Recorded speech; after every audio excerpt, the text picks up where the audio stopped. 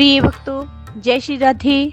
आज की इस वीडियो में मैं आपको बताऊंगी वर्ष 2025 में धूमावती जयंती कब है, माँ धूमावती का रहस्य क्या है।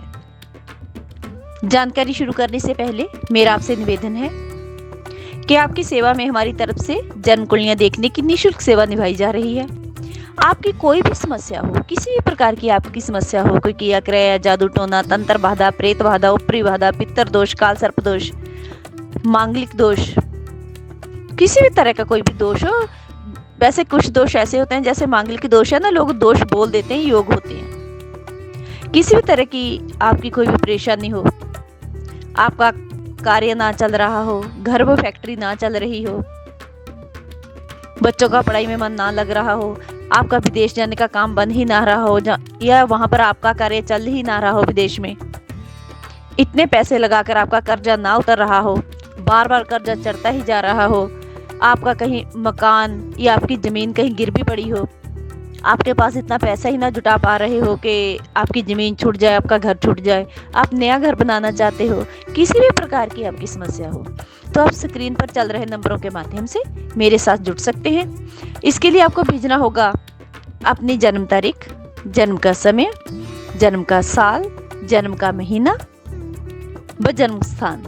यदि आपके पास पूरी बर्थ डिटेल नहीं है तो आप 1 से लेकर 100 के बीच में गिनती का कोई भी अंक भेजकर अपनी समस्या का समाधान पा सकते हैं।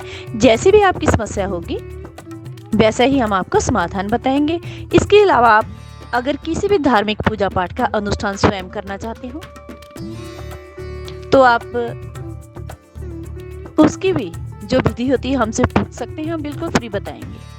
जैसे कोई दोष हो आपकी कुंडली में, काल सर्प दोष, पितर पूजा, मांगलिक पूजा, माता चंडी पूजा, माँ दुर्गा पूजा, श्री विष्णु लक्ष्मी पूजा, माता बगलामुखी पूजा, नाड़ी दोष पूजन, नवग्रह पूजन, शिव पूजन, माँ काली पूजन, कुंडली में पड़े दोषों का निवारण करने के लिए पूजन, दुर्गा सप्तशती पाठ, दुर्गा स्तुति, किसी प्रकार के धार्मिक अनुष्ठान के लिए आप हमसे कॉल कर सकते हैं। व्हाट्सएप के माध्यम से आप हमसे पूछ सकते हैं। आप कोई आराधना करनी चाहते हो, कोई साधना करनी चाहते हो जिसकी आपकी खुशी हो, हम वैसे ही आपको अनुष्ठान और विधान बताएंगे, विधि बताएंगे। लेकिन इसके लिए आपको पूरे धार्मिक नियमों का पालन करना होगा।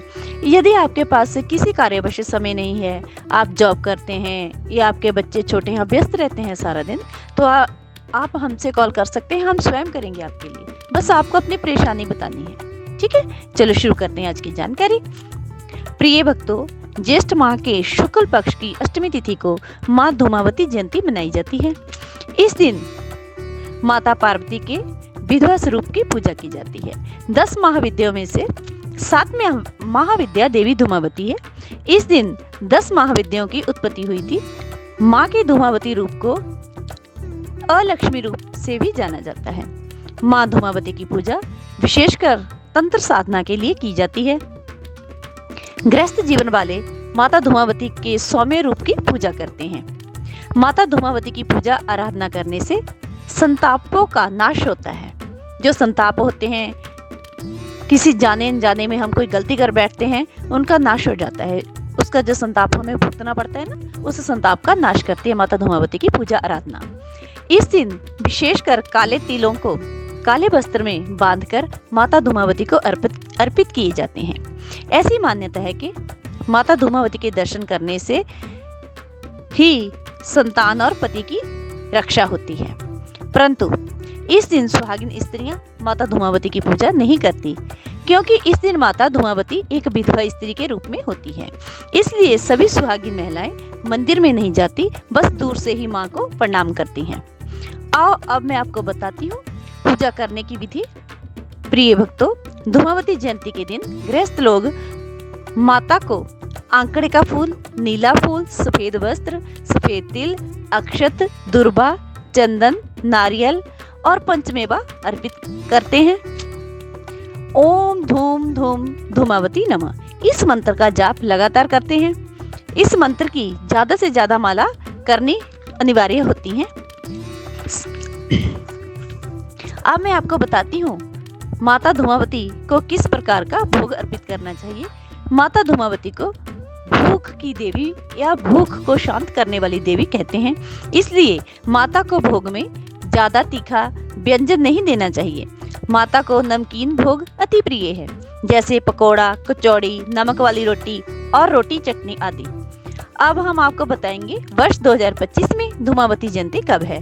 प्रिय भक्तों, वर्ष 2025 में धूमावती जयंती 3 जून दिन मंगलवार को मनाई जाएगी। धन्यवाद। मेरे द्वारा बताई गई जानकारी आपको कैसी लगी? प्लीज कमेंट बॉक्स में अपनी राय जरूर देना। माता रानी आपका कल्याण करेगी।